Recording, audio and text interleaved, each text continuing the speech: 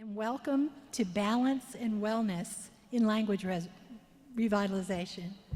I'm Peggy Maynor, and I've been the Executive Director of the Multi-Indigenous Community Action, we call it the MICA Group, for 11 years.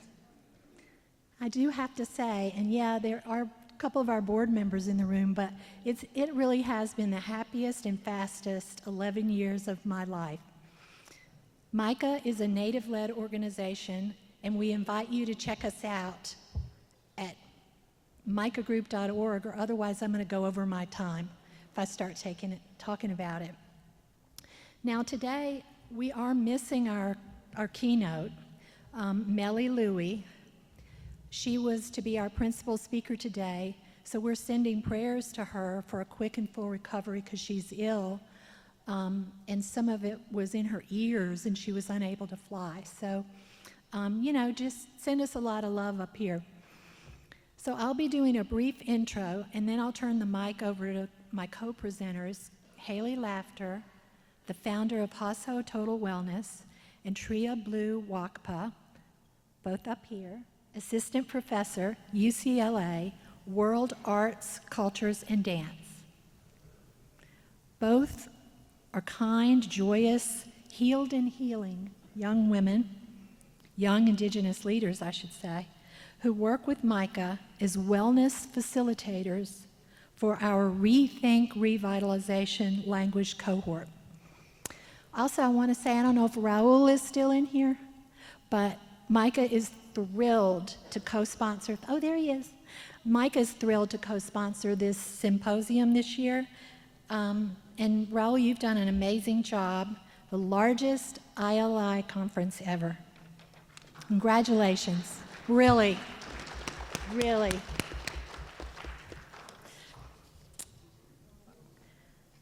Oh, so I love my job at MICA for so many reasons, but one of them is that I get to work every day with heroes that, honestly, I never in my wildest dreams ever thought I would ever even meet, much less work with. And two of them are here in the audience, Della Warrior, MICA's president and CEO, and Dr. Valerie Johnson, vice chair of the MICA board. Every day I have to pinch myself. I love you both.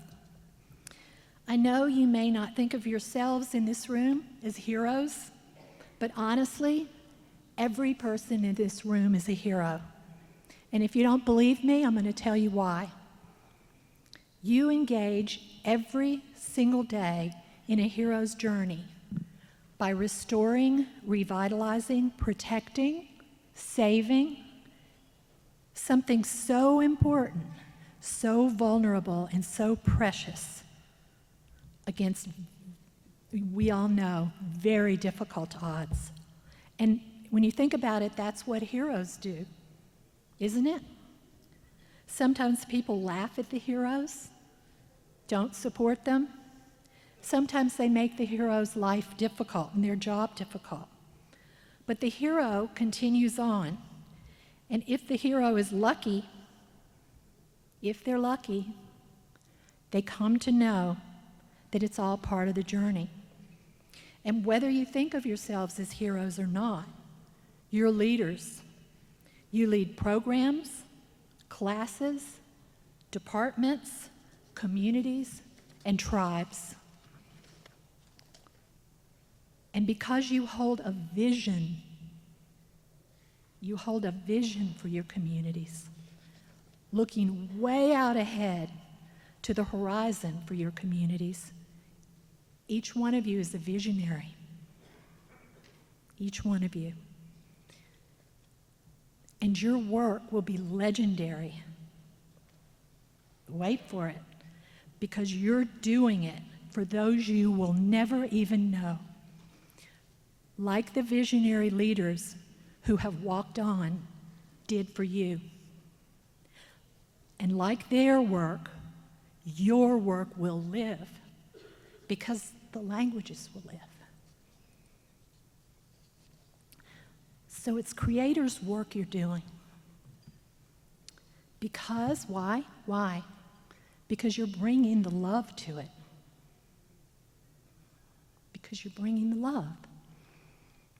You're loving and nurturing something so important not only to your own communities, but to all tribes, all people, and the world. Why?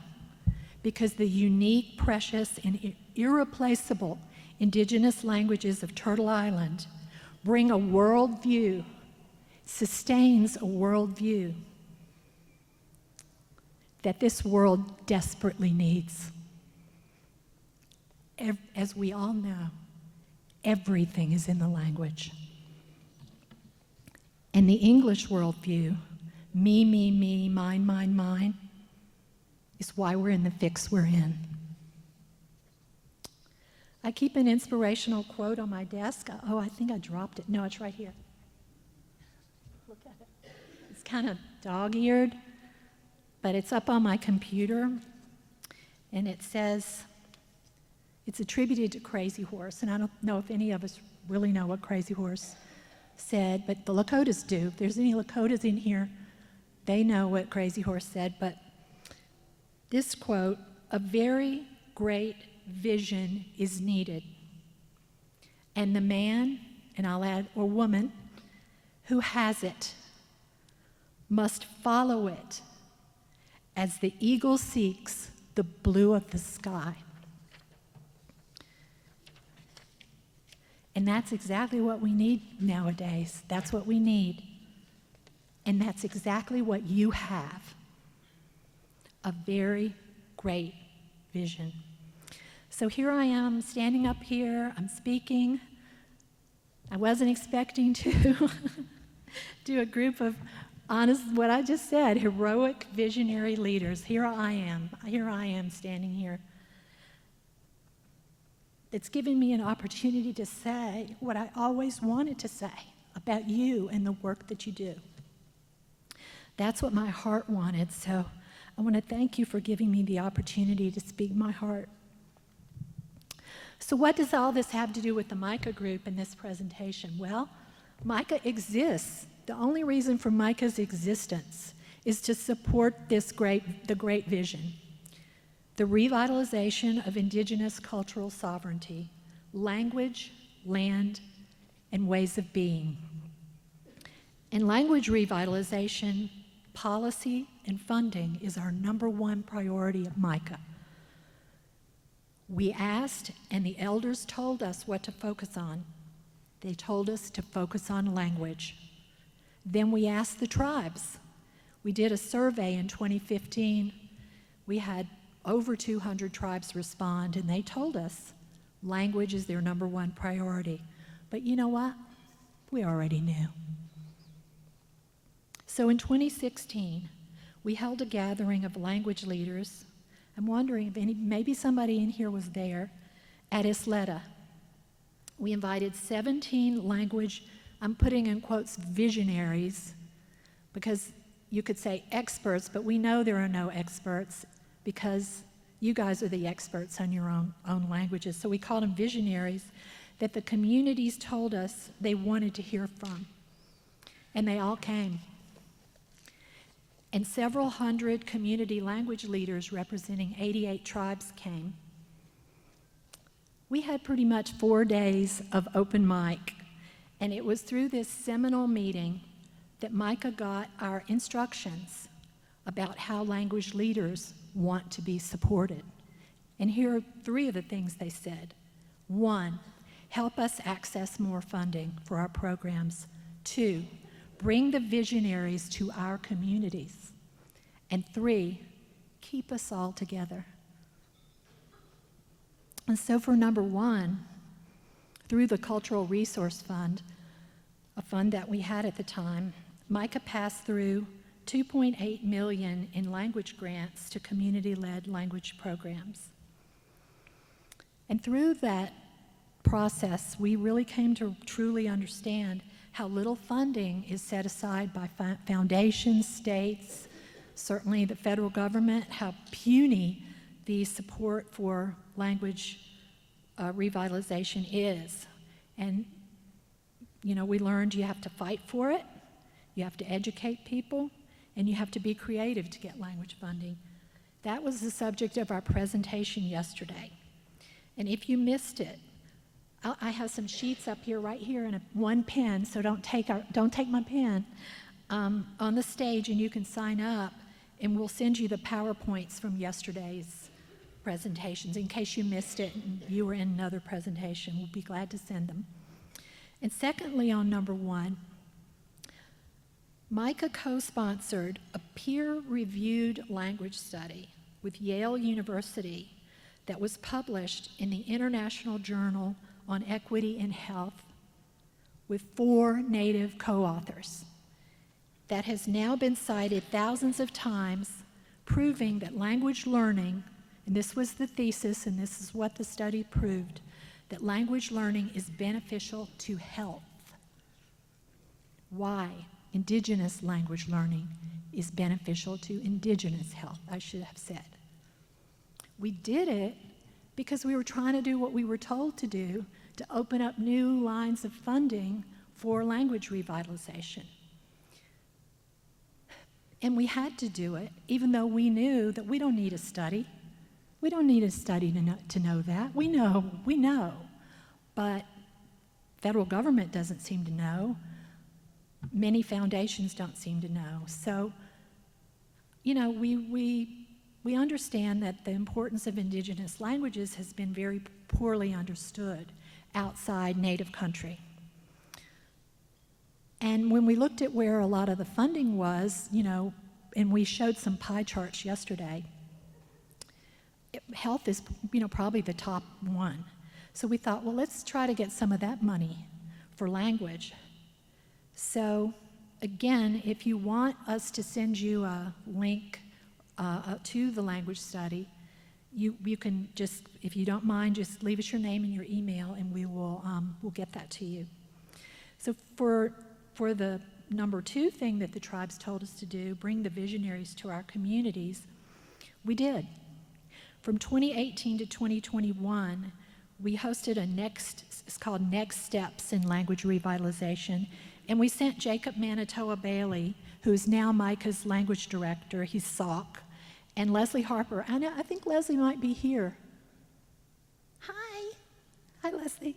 So, and Leslie Harper to visit tribal communities that requested them to come, to listen, learn, and support the community's work in putting together plans to move their language programs forward. And that was a very successful program, and I think it's now at about 30 communities. So it was through those years and those programs and listening that we, you know, got deep into the communities, and we learned strategies that are working, and we learned a lot about how language programs get stuck. And it was from those learnings, from our community visits, that became the material for our newest program, which is called Rethink Revitalization. All of us in this room today know that trauma from genocide, which included a deliberate methodology of massacres, relocations, starvation, forced removal of children to boarding schools, utilizing tactics of violent suppression and shame, concentrated the U.S. government's power on completely wiping out indigenous identity. And of course, we know that through the strength, dedication, and perseverance of indigenous peoples, that strategy failed.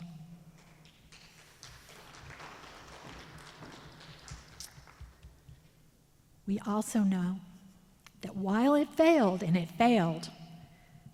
had serious effects and continuing damaging effects on tribal cultural sovereignty. We know that. That's why we're here. It is a fact that indigenous languages, while being restored and strengthened every single day, are not spoken as they once were. We know the many reasons why.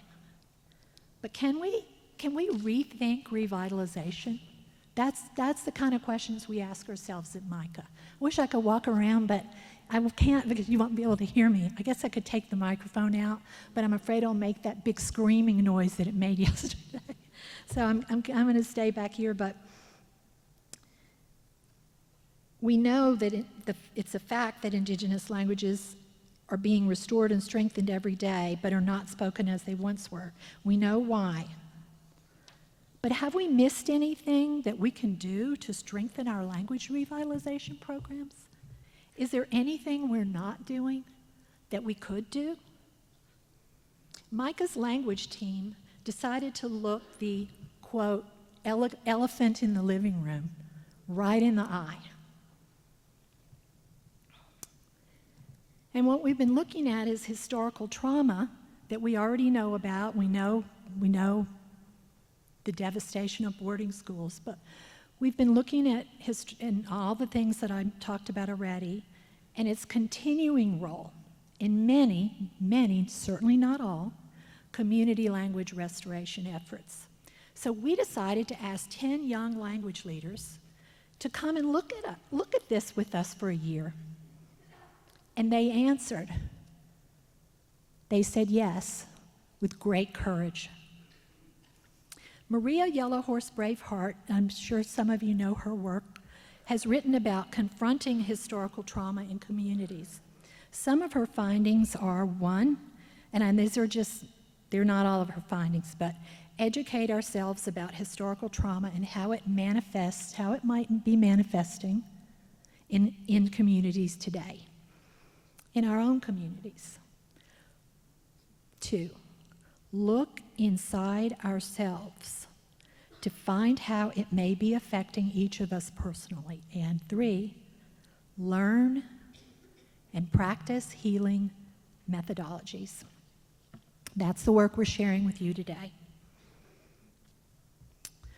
So I wish Melly could be here, but one of the things I thought I might do, if you want to sign up, is I'll have Melly will do a Zoom or we can do a YouTube with her doing her presentation which is about how to recognize historical trauma in your communities.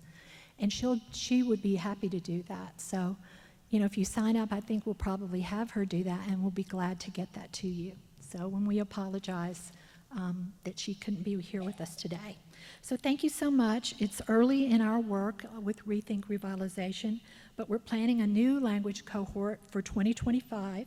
So please sign up if you know somebody who might be interested. So I hope you will enjoy and relax with us in one of 2 breakout sessions and learn, as our cohort is learning, ways to care for themselves, find space, and heal through breath, movement, and love. You deserve it. And now I'd like to turn this over to Tria, who I think has a land acknowledgement.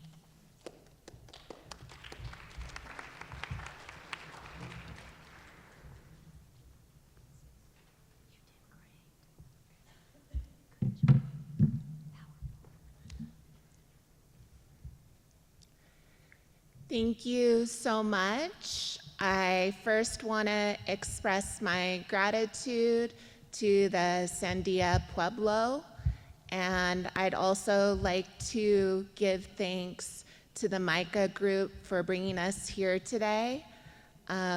We had the opportunity, Haley Laughter and I had the opportunity to have dinner last night with Della Warrior and Dr. Valerie Johnson and Peggy Maynor, and that was a really precious experience to hear about the decades of work that they've done for Native people, including saving IA at a time that it was endangered.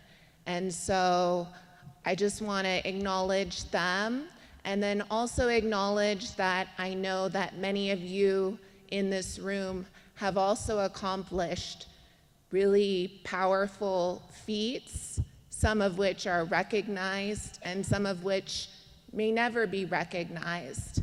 And just to express my gratitude to you as well.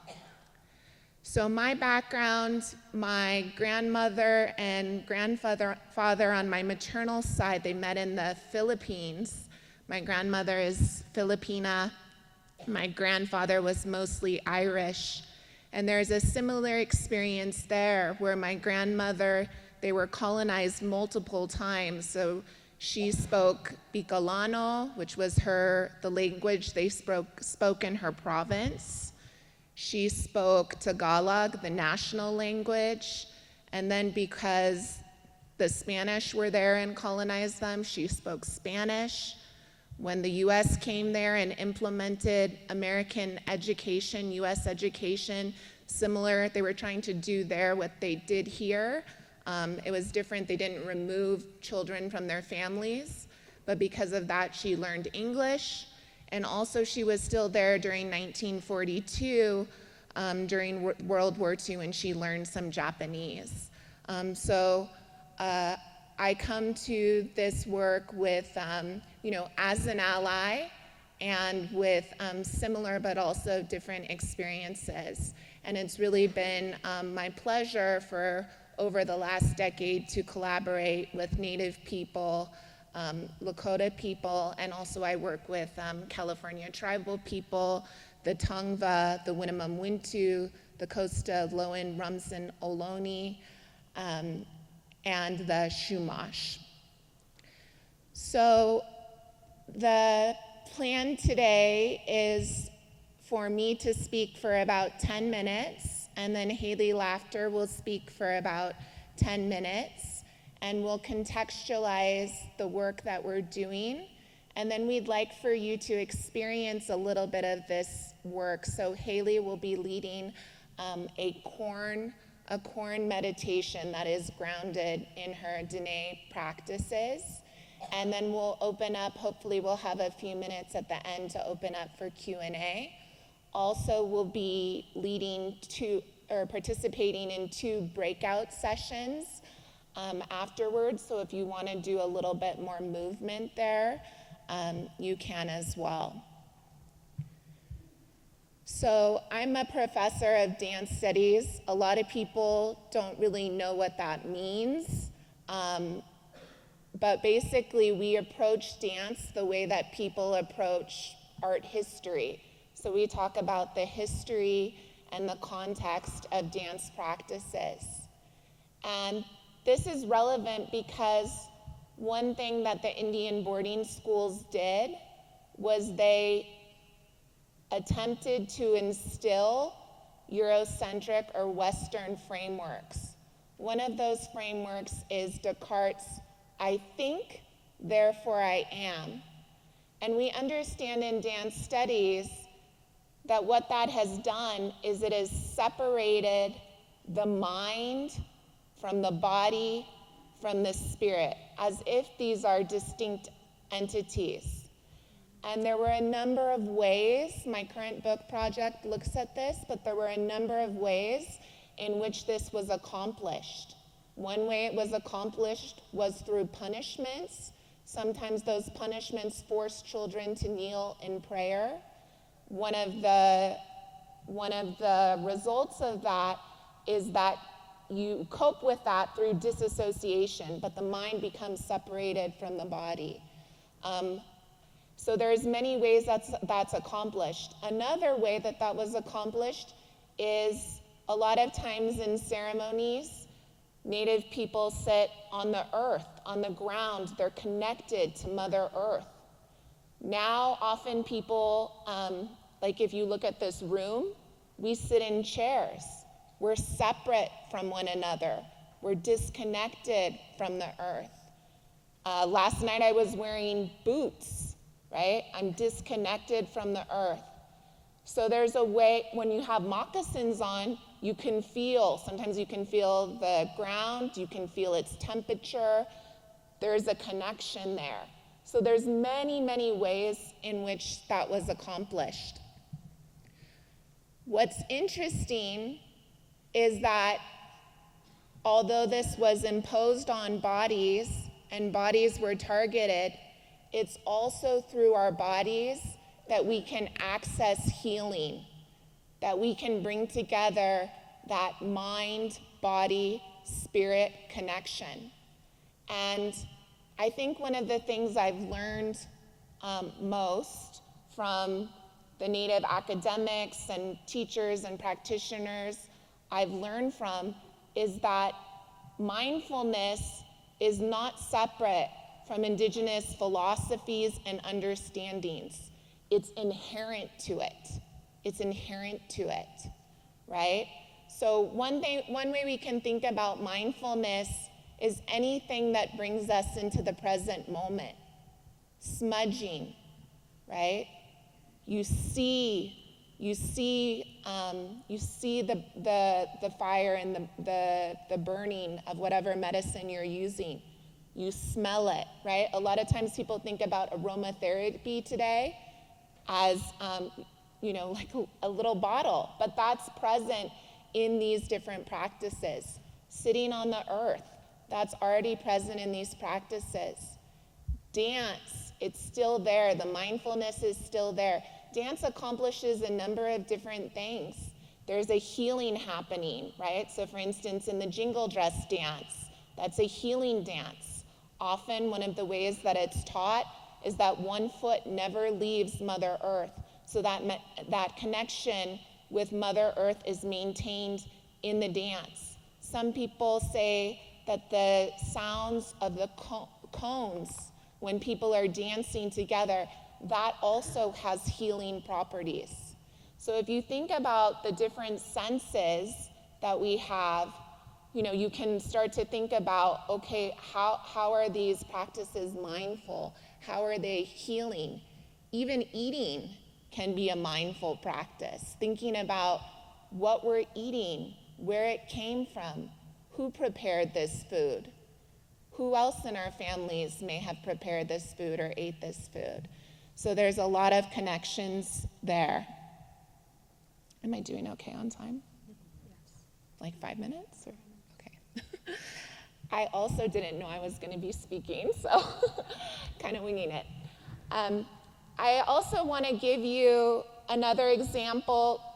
So my book project looks at movement practices in a former Indian boarding school, which is St. Francis Mission School, located on the Rosebud Reservation in South Dakota.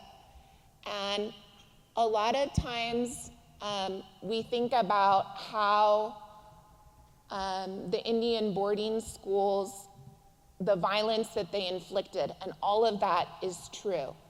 And at the same time, through some of my research, I found the ways that Native children, Lakota children, were able to enact their mindful practices even in Indian boarding school. So in the 1930s, St. Francis Mission School, they had this team that won the national championships in Chicago at Loyola University many years in a row. And some of the non-Native sports writers were writing about them, and they said, it was very fanciful, but one of these non-Native sports writers wrote that before the basketball game, they did, these are his words, not mine, an ancient Indian ceremony, and the fire department had to be called.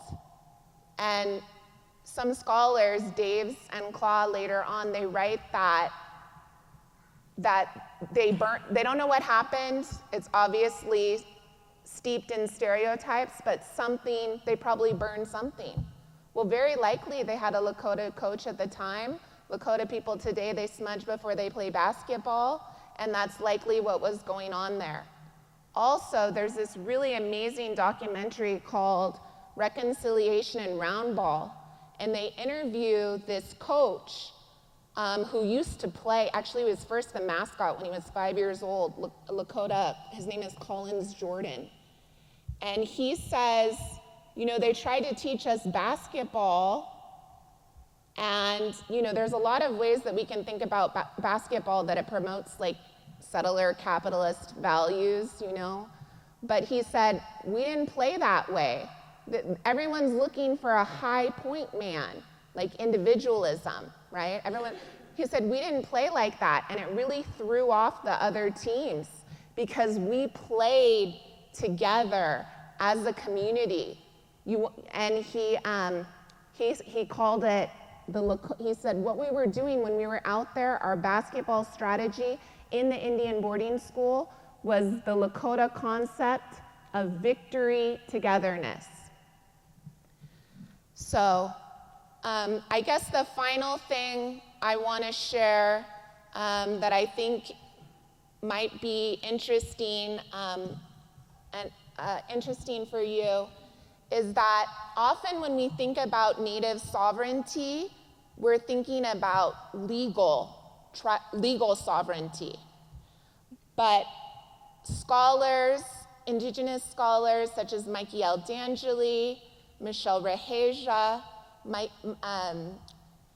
Brendan Hokowitu, who's Maori, they talk about embodied, visual, and dancing sovereignty.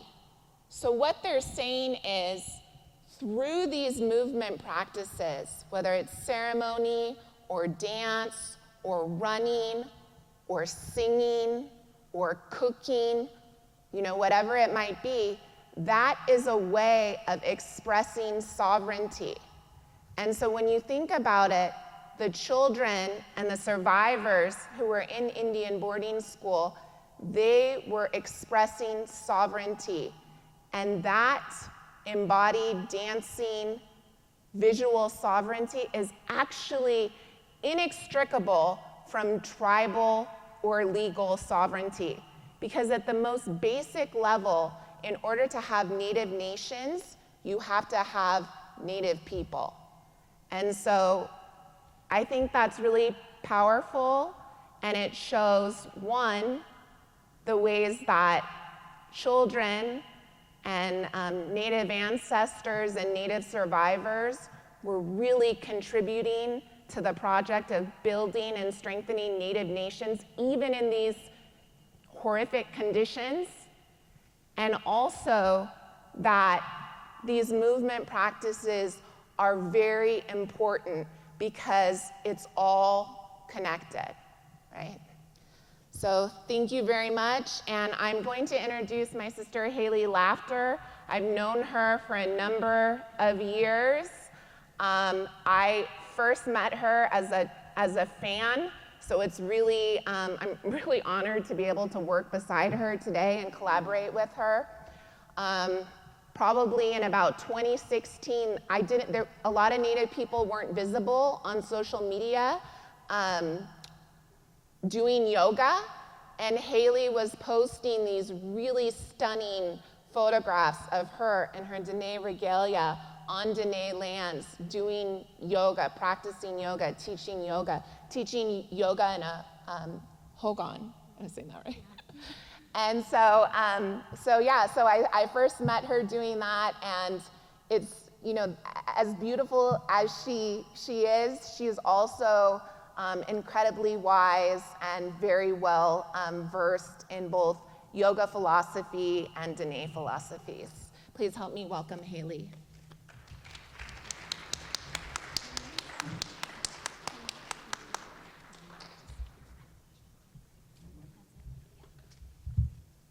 Yad-e.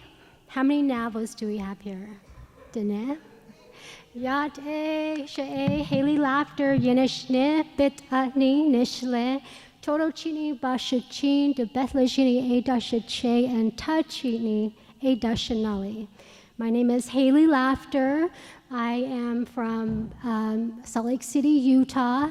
My father's from Shanto, Arizona, and my mother is from Gallup, New Mexico. Yep, there we go. And, my father went to boarding school, and my mother was part of the Mormon placement program. So I am the first generation of the repercussions of what colonialism did to our people. We didn't speak our language in our home. We grew up in the suburbs of Salt Lake City. They decided to raise us there.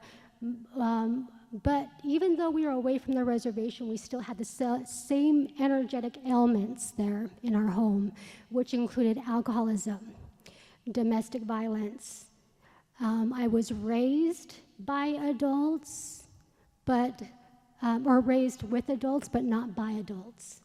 And so my mother passed away when I was 8 years old, and I've had 2 siblings pass away from alcoholism. There were 6 of us. I'm the second to the youngest. Now, the reason why I bring this up is because I had to make an internal journey, and that journey began with practicing hot yoga. It was 105 degrees in that room with 35% humidity. What did it remind me of? It reminded me of the sweat lodge, being in there and purifying not only my body, but also my emotions. And letting go of all those toxins within my mind, letting go of all those toxins within my body, letting go of all those, the historical trauma within me, being the recipient of that. So I had an internal, I should say, epiphany, a spiritual epiphany in that room when I first practiced yoga. And I decided to leave and move to Gallup, New Mexico, and really learn about my culture, start to learn my language, and being able to delve myself into ceremony in order to heal not only myself, but with the understanding that even though it's just me and I can't heal my whole family, I am healing my children and my grandchildren. And that's part of what sustainability is forward thinking, and not only thinking about self, but thinking about 20, 30, 40, 50 years from now. And so when I did that, I started to teach yoga across the reservations and doing online challenges, which also included a component that, me and Tria pieced together is incorporating language into our yoga. Tria does hand talk. She's very proficient in hand talk, and incorporating hand talk with our yoga. Also, learning language like ego pose. How do you say that in your language? And incorporating language into teaching yoga with it. So, from my experience and from what I've been through, I come not only as a mother, but also as a grandmother now. And as I have more experience in life, I understand more profoundly how important you are. You guys have a really big job on your shoulders. You are carrying not only just the language and the dialect, you're carrying the creation of who we are. You are also thinking about, our future, where you guys are the story keepers of each tribal member, each medicine person that you come from your lineage and your DNA. And this is something that is woven deeply into who you are. So I want to give you props, and I want to thank you for the work that you do. It's extremely difficult, especially in today's world where you have a lot of stress, not only paying bills, going here and there, but technology is so fast today that we are expected to be as fast as technology is. Answer that email immediately, call that person right now, text that person, all these different aspects of technology that has taken us away from Mother Earth. Our ancestors were born, majority were born in a one-bedroom earth home where the family gathered every evening. There was a fireplace. It was made of dirt on the floor, and everybody ate from the same pot. With all the different technological changes and how fast it is, we've disconnected from that. And from the creation stories within of where the breath came, where language came, where our connection to Mother Earth, the water, the fire. And as our elders say, is that everything, the entire universe is within us. So when I think about and I contemplate on what language is the breath of life. Air.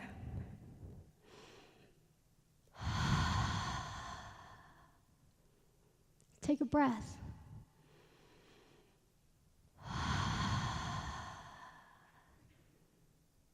Take one more.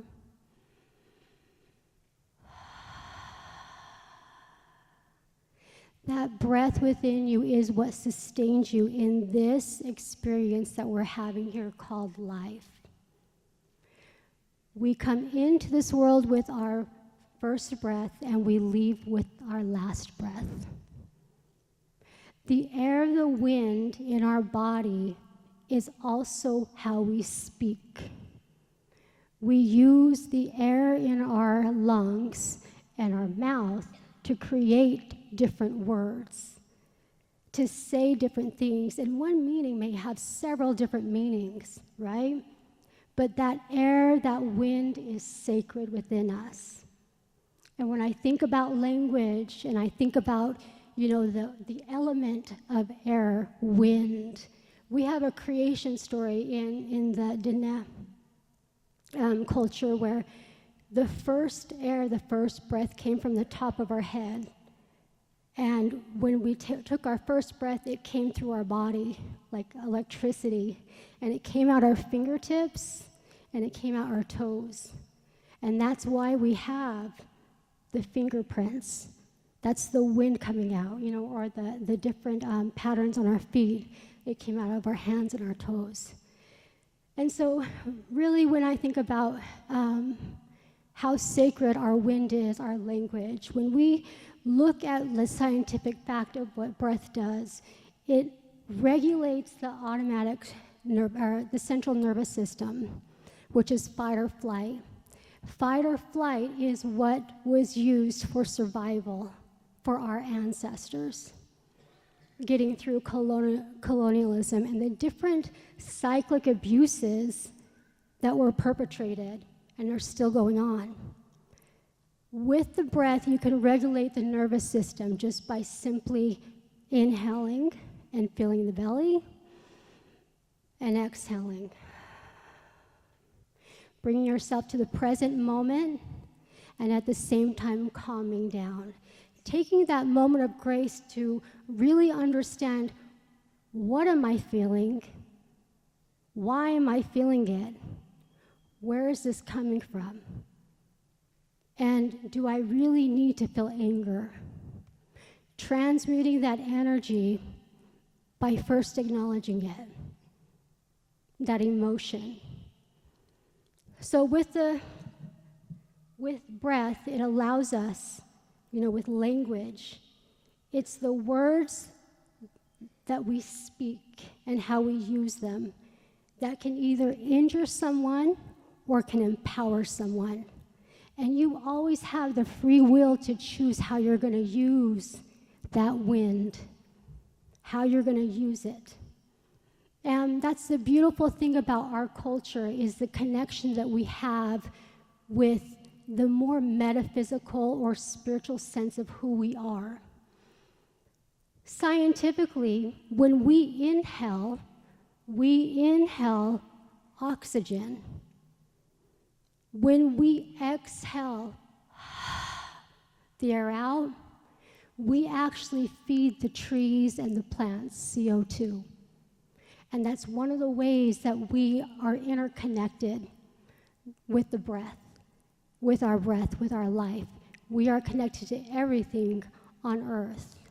We have water in us, we have fire in us, we have air in us, and our bodies are Mother Earth. So the way that we treat ourselves, the way that we speak to ourselves, is so important, because we have a language inside of our heads that are in our minds that tells us that we're not good enough. We have some language in our mind that speaks that we need to do better, that I'm too fat, I'm too ugly, I'm too this, I'm too that. And that's the disconnection between the mind, the body, and the spirit. So even the way and the language that you speak to yourself is going to be a projection of your outside world. And so I just want to close with that and thanking you for the hard work that you're doing. Without your work, our culture dies.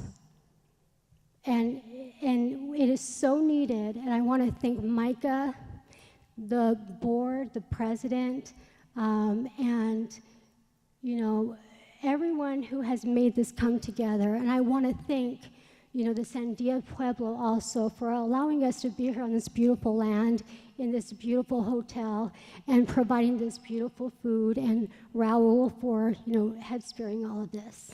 So thank you, and we're going to move into some movement, breath, and meditation. Yeah, let's just stand up. Good. Yeah, let's just get some movement in, okay? Let's recreate this. Go ahead and bring your toes and heels together. Inhale, draw your arms all the way up. Stretch up. Take a deep breath in. On the exhale, come down. Just try to touch your toes.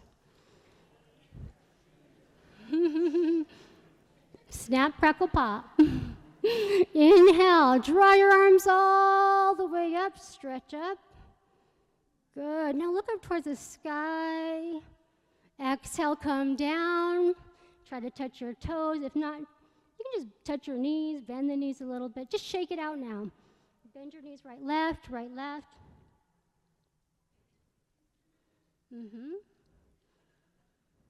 Good. Inhale. Draw your arms all the way up, stretch up. Let's do half moon. Watch Tria on this one. Interlace your fingers. Release your index fingers, cross your thumbs. Inhale, stretch all the way up and bend to the left. Good, you guys are doing great, excellent. Good, feel a stretch in the right side of your body. Inhale, come up, and slowly go to the opposite side. Take a deep breath and make sure you're breathing. Inhale, stretch up. Now bring your hands into cactus, so bend your elbows. Spread your fingertips apart. Take a deep breath in on the exhale. Look up towards the sky and bring your elbows together. Lift your chest all the way up to the sky. Breathe. Excellent. Inhale. Come back up. Draw your arms up. Exhale, arms down by your side. How does that feel? Good, right? Excellent. Okay, let's go ahead and bring our chin to our chest. Now just move your head from side to side. Snap, crackle, pop again. Good. Just go at your own pace. Make sure you're breathing. Come back to the center. Go ahead. Stomp it out. March it out. Yeah, move your hips. Maybe move your arms a little bit. Get into the spine. You're doing great. Yeah. Your body needs this. Good, and stop. Okay, let's go ahead and sit down. You all did wonderful. All right, now I want you to find a nice seated position. And I want you to make your spine long, meaning, imagine I'm pulling your hair up by a string towards the ceiling, and your spine is straight. Let your feet touch Mother Earth. And you'll find that you'll be able to breathe more deeply this way. Now I want you to close into your eyes. Keep your spine long, drop your shoulders down. No rush, no hurry. Now, as I speak, just do as I say. It's like a game of Simon Says. Place your hands where they're comfortable. All right. Inhale. Feel your belly rise very slowly. You want to take about 6 counts. Inhale, feel your belly rise, feel your chest rise. Hold it here for 6, 5, 4, 3, 2, 1. Open your mouth, let it go.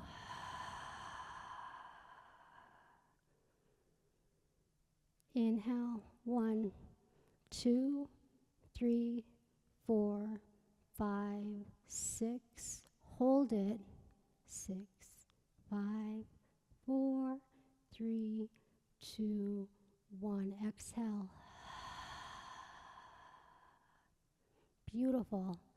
Inhale. Very slowly fill your lungs all the way up. Feel your belly rise, your chest open. Breathe and hold it until I tell you. The more you use your lungs, the more effective you'll be. Exhale. Good. Inhale. Very slowly inhale. Hold it. Exhale.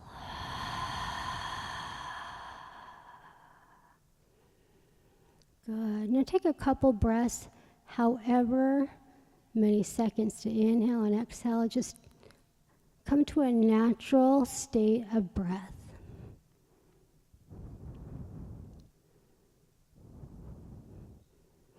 Notice how your heartbeat is slower.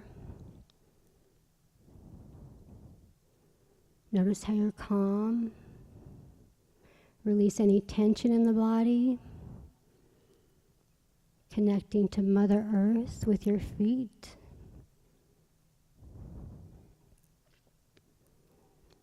Now, go to your third eye as you keep your eyes closed. It's in the middle of your forehead. So you want to draw your eye gaze up as you close your eyes to the third eye, the sacred eye. You might see colors, you might see lights, patterns. This is normal, just acknowledge it. And go back to your breath.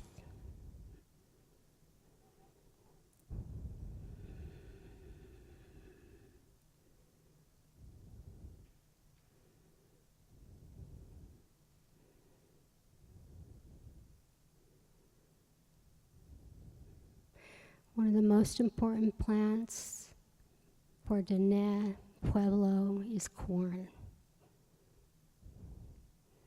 We use it to pray, we use it in ceremony. So right now, I want you to imagine that you are a stalk of corn. With your feet planted into the earth, your eyes closed, your spine is long. Imagine your feet growing, the roots, feeling grounded, feeling safe, feeling secure.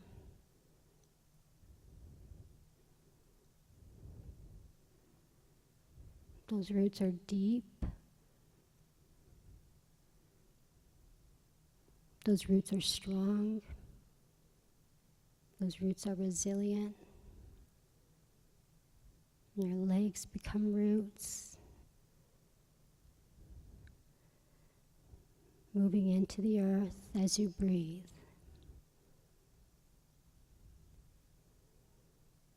Then as you go up the corn stalk, coming to the lower spine is the beginning of the corn.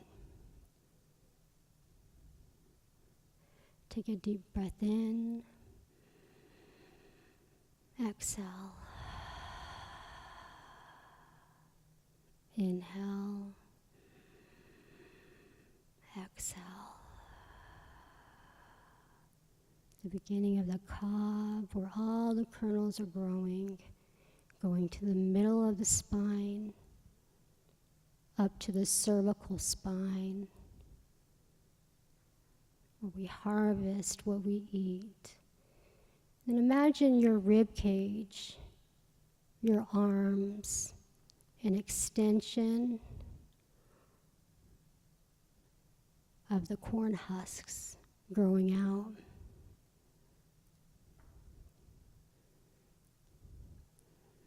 And at the very top of the head is the Tutadine, the corn pollen, the sacred space.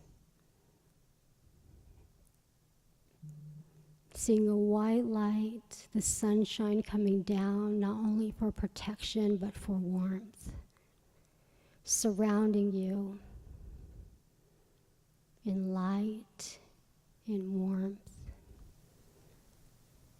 But you're so grounded that even if the winds came, even if the rain came down and flooded, the roots that you have sown are so deep, so resilient, and so strong that it could withstand all the weather that it's given.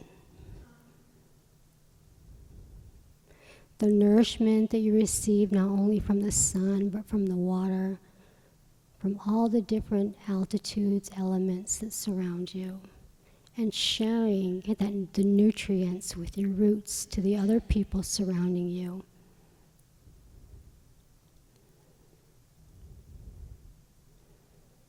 Take a deep breath in. Exhale.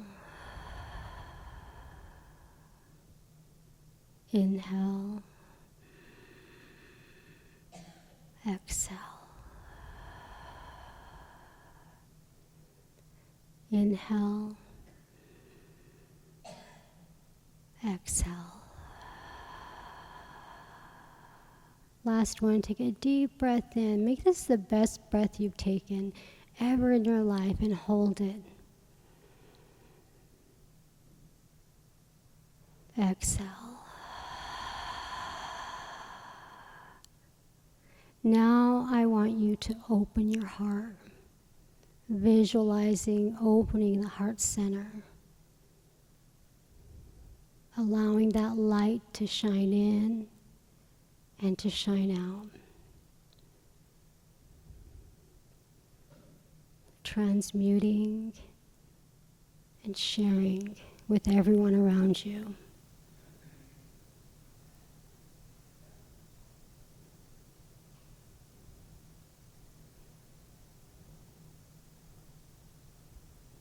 Take a deep breath in. Exhale. Now with your eyes closed, I want you to say this verbally out loud with me. I am beautiful. I am strong. I am smart. I am resilient. I am sacred. I am sacred. I am sacred. I am sacred. Take a deep breath in. Exhale. Letting go of anything that does not serve you. Inhale. Exhale. Allowing that light to shine brighter and farther. Inhale. Exhale. Last one. Inhale for your lungs all the way up to maximum capacity. Hold it here. Acknowledging your body, your mind, your spirit, the sacredness of language, and exhaling. Beautiful. And slowly open your eyes. Yes. Nice. And as I always think when I share and with you guys or with anybody in a class or any type of setting, I always see it as a ceremony. I'm guiding something, I'm sharing my energy with you, you're sharing your energy with me. So I always end it with Harjona Hasli, Harjona Hasli, Harjona Hasli, Harjona Hasli. Namaste. Thank you.